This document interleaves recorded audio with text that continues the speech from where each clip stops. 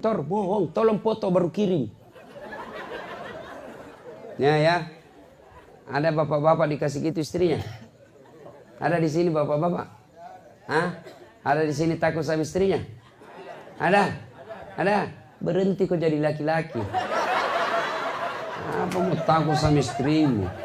Nggak ada harga diri tuh. Saya bilang sama istriku, boleh kalau duit habis-habis itu rezekimu, tapi jangan kamu kasih takut-takut saya. Nelpon di mana kau, video call? Setengah mati kita, baru 1 jam mencari kita. Sampai di rumah dia ngomel kerjanya. Apa enaknya kita jadi laki-laki? Jangan takut sama istri Pak ya. Dia bilang soalnya kalau dia marah Ustadz, dia kasih pecah piring Ustadz. Kalau dia kasih pecah piring Pak, 1 kasih pecah kok 1 lusin. Piring boleh dibeli, harga diri sebagai suami tidak boleh diinjak-injak. Allahu Akbar.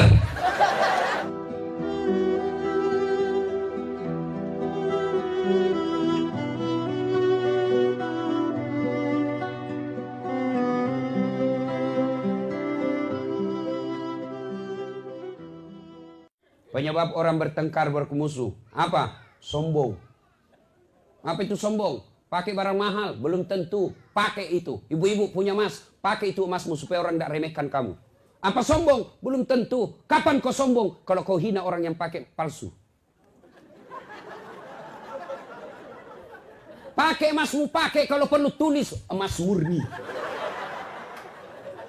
Tapi jangan kau remehkan orang. Nih bapak-bapak kalau mau pakai ini emas pakai, mau pakai Rolex pakai, mau pakai Rado pakai, mau pakai baju krokodil pakai. Tahu krokodil? Cabuaya.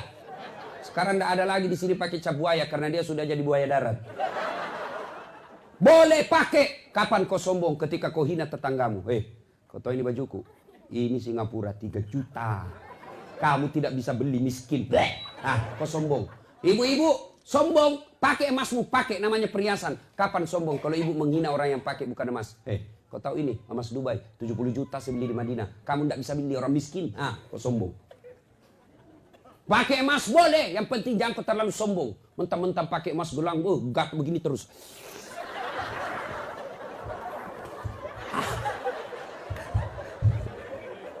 Ayo. Lalu apa yang menyebabkan orang sombong? 1, sebab orang sombong itu biasanya bertambahnya ilmu kata Nabi. Ya, di sini bisa jadi sombong anak sarjana yang tinggi sekolahnya, pulang kampung sombong, dia lihat tetangganya ndak ada sekolahnya dia sombong gara-gara ilmu. Jangan. Ada juga orang sombong gara-gara ustadz, banyak ilmunya sombong. Adakah ustadz yang sombong? Banyak. Mana ustadz yang sombong? Yang baru belajar agama 6 bulan, itu pun melalui YouTube semua salah.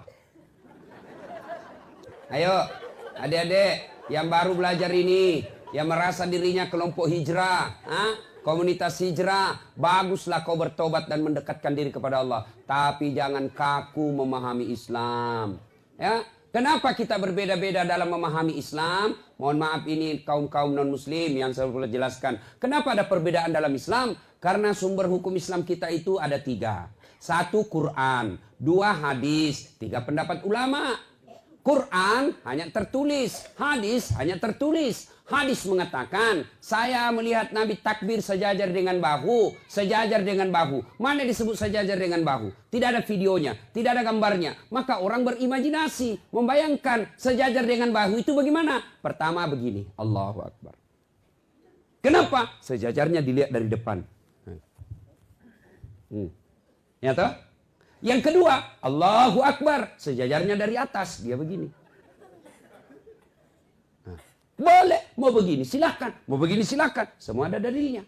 Ada juga yang saya lihat begini saja. Ada juga. Ada juga begitu. Silakan, jangan kau salahkan orang. Ada juga yang selalu serius, Allah. Silakan. Yang kau kasih salah orang. Begitu kau salahkan orang, maka kau akan bertengkar. Ada juga yang selalu serius, Allah. Silakan, jangan salahkan orang, ya. Jelas ya? Ya.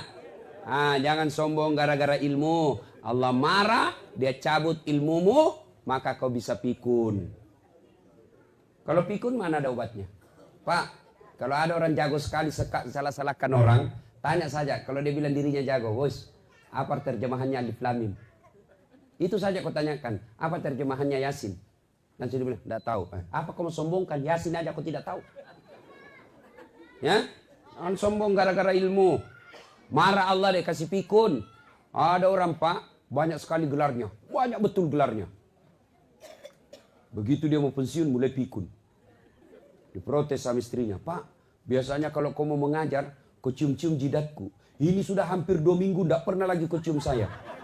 Dalam hati suaminya, astagfirullah. Berarti siapa kau cium selama ini? Ternyata pembantunya dicium.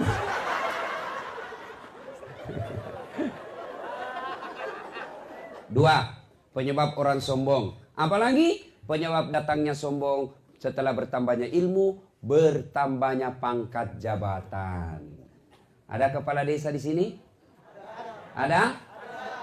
Kepala desa jangan sombong. Kau jadi kepala desa karena kau dipilih rakyat. Paling lama berapa tahun?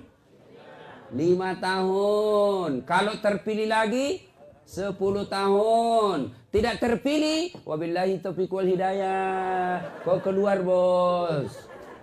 Anggota DPR, jangan sombong. Kenapa? Kau jadi anggota DPR karena rakyat pilih. Kalau kau tidak dipilih lagi, kau jadi rakyat biasa. Jadi bupati jangan sombong. Kenapa? 5 tahun. Kau jadi bupati karena rakyat memilihmu. Jadi gubernur jangan sombong. Kau jadi pejabat karena rakyat memilihmu. Lalu apa yang kau mau sombongkan? Ada pegawai negeri di sini? Camat, lurah, jangan sombong. Pensiun jadi berhenti kau jadi pegawai negeri. Apa? Apalagi yang membuat orang sombong? Jabatan. Jangan. Allah tidak senang. Yang ketiga, sebab orang sombong. Apa? Bertambahnya harta. Jangan sombong gara-gara harta.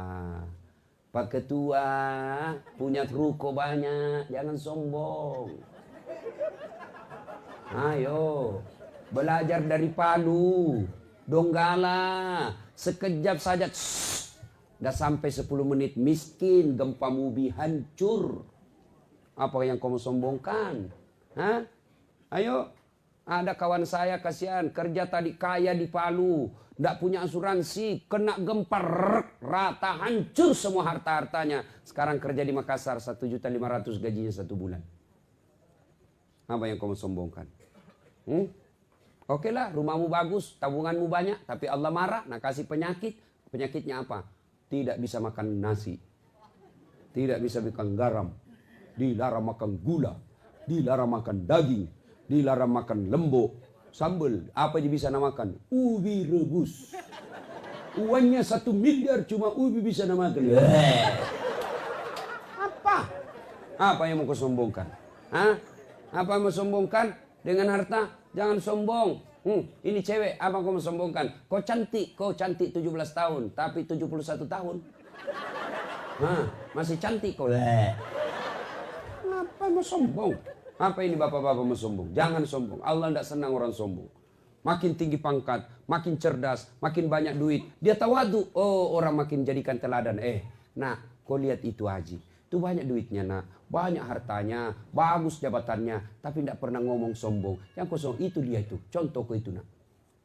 Tapi kalau kau miskin, kata Allah, ya, ada 3 teman setan di dunia, 1 di antaranya ganiyun mutakabbir, orang kaya yang sombong. Minum dulu. 3 teman setan kata Allah dari dunia ini. Temannya setan. Siapa? Orang kaya yang sombong. Ganiyun mutakabbir. Itu temannya setan. Kaya harta sombong, temannya setan. Kaya pangkat sombong, temannya setan. Kaya jabatan sombong, temannya setan. Kaya ilmu sombong, temannya setan. Tapi orang masih bilang, ya wajarlah dia sombong, kaya. Banyak uangnya, tinggi pangkatnya, cerdas. Ya wajar dia sombong, ada jalannya. Tapi temannya kok setan. Tapi ini sudah miskin, pengangguran, mulutnya busuk. Tidak ada kerjanya, jelek mukanya, bau keteknya. Sombong lagi. Bukan temannya setan. Kau sudah jadi setan cilaka. Nah, puncak kesombongan kata Allah, mereka yang enggan sujud. Puncak kesombongan, mereka yang tidak mau sholat. Ini saya lihat ini ibu-ibu banyak yang malas sholat. Muka-mukanya saya lihat ini.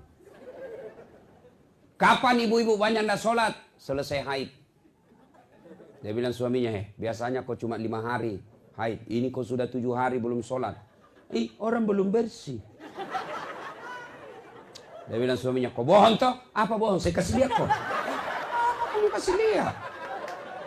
Ketawa baru dirinya nak kena ini semua ini. Ini. Apalagi perempuan banyak tidak sholat. Kalau ada pengantin. Gara-gara make up. Mukanya dikira tembok. Coklat, biru, abu-abu, keren. Itu. Semua serba palsu. Bulu matanya panjang palsu. Alisnya tebal palsu. Bibirnya merah palsu. Pipinya biru palsu. Pantatnya gabus. Semua palsu. Apalagi ibu-ibu banyak yang sholat gara-gara pesta. Apa? Nih, jilbab. Jilbab sakaratil maut. 3 lapis. Ada kuning, ada biru, abu-abu. Nah, kasih miring lagi sedikit di sini.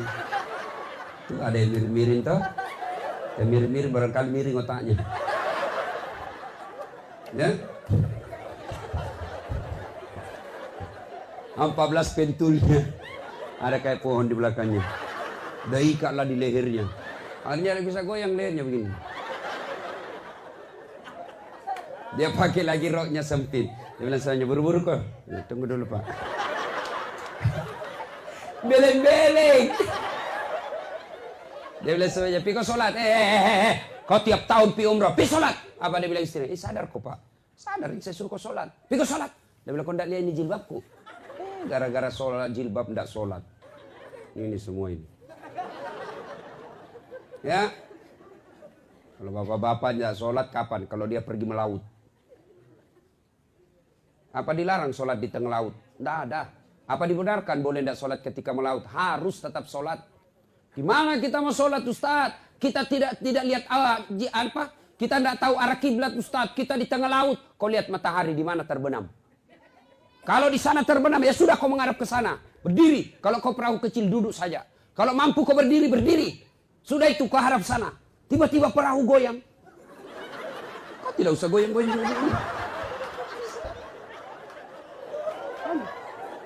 Ya. Ustaz, bagaimana kita mau sholat di perahu Ustaz? Kita bau oli, kita bau keringat, kita bau matahari. Allah tahu bapak lagi dalam keadaan kerja, boleh sholat bau oli. Baju saya kotor Ustaz, Allah tahu bapak lagi dalam keadaan kotor. Yang penting bapak tidak kena kencing bajunya dan tai. Boleh. Apa lagi? Apa lagi kau tidak mau sholat? Bilang apa? Saya jawab semua. Ayo. Ustaz, saya tidak bisa berdiri. Duduk. Bagaimana cara sholat duduk? Lihat ini sholat duduk. Saya ajari nih. Anggaplah lagi di atas perahu. Atau di atas kapal. Atau di atas mobil. Sholat duduk. Begini caranya. Takbir. Allahu Akbar. Ruku. Kepala saja goyang. Allahu Akbar. Sami'allahu liman hamid. Sujud bukan cuma kepala goyang. Badan ikut ditundukkan. Allahu Akbar. Sholat duduk. Ustaz, tidak bisa duduk. Baring. Anggap di sana kiblat, kepala di sini. Nah, beginilah, anggaplah ini kiblatnya, kepalanya ini. Ya, sudah, ini saja goyang. Allahu Akbar. Allahu Akbar. Kepala sudah dari kasih begini. Jelas. Saya tidak bisa begitu, Ustaz. Sholat pakai isyarat. Mana namanya sholat pakai isyarat? Matamu saja aku kasih goyang. Allahu Akbar. Sami'allahu liman hamid. Allahu Akbar. Boleh. Memang sudah begitu caranya. Mata pun sudah tidak bisa bergerak Ustaz. Sholat dalam hati. Sholat dalam hati. Mana caranya sholat dalam hati? Semua bacaan sholat kau baca dalam hati. Tutup matamu, pejamkan matamu. Pejamkan, tangan tidak bisa bergerak lagi. Mata pun, bibir pun tidak bergerak. Tinggal dalam hati. Bayangkan lagi ruku, baca doa ruku. Bayangkan lagi sujud, baca doa sujud. Sudah, namanya sholat dalam hati. Tidak bisa juga itu Ustaz. Gampang. Ambil kain putih, bungkus, bawa di kubur. Apa lagi? Jangan ketawa, saya serius ini. Demi Allah, saudaraku, tidak ada keselamatan kalian dapat kalau kalian tidak sholat. Tidak ada gunanya kau puasa. Itu kalau kau baik sifatmu, lalu kau tidak sholat, tidak ada gunanya itu baik sifatmu. Kan biasa orang bilang, tidak penting sholat. Tidak penting, yang penting hatimu dong. Biar kau sholat kalau hatimu busuk, tidak ada guna. Yang penting hatimu bersih. Tiba-tiba anak-anak muda berdiri dan bilang, setuju saya sama ini Bapak. Betul, karena dia juga tidak sholat. Kalau ada yang bilang yang penting hatimu baik, tanya siapa nabinya. Nabi Muhammad paling baik hatinya. Nabi Muhammad paling luruh akhlaknya. Nabi Muhammad paling baik tutur katanya. Tapi beliau tetap sholat beribadah kepada Allah. Apa alasannya? Bagi mereka yang tidak sholat. Di akhirat kelak. Allah sampaikan, dah saat ini puasamu 30 tahun. Ini hajimu 2 kali. Ini sedekahmu. Ini pembangunan masjidmu. Mana kuncimu? Mana kuncimu? Apa kuncinya? Sholat 5 waktu. Tidak ada sholatmu. Kau tidak bisa nikmati ini harta. Kau tidak bisa nikmati ini semua amal-amalmu. Kenapa? Tidak ada kuncimu. Maka demi Allah, mereka yang muslim merasa dirinya muslim, tapi tidak sholat, kalian kafir di hadapan Allah. Bahkan Nabi jelaskan, batas antara kekafiran dan tidak kafirmu adalah sholat. Ketika kau tidak sholat, kau kafir di hadapan Allah. Tidak ada agamamu mereka yang tidak sholat. Kristen jelas agamanya, Hindu jelas agamanya, Buddha jelas agamanya, Yahudi jelas agamanya. Islam tidak sholat, tidak jelas agamamu, kata Nabi. Maka kalau kau tidak sholat, tidak ada gunamu meskipun kau puasa tiap tahun.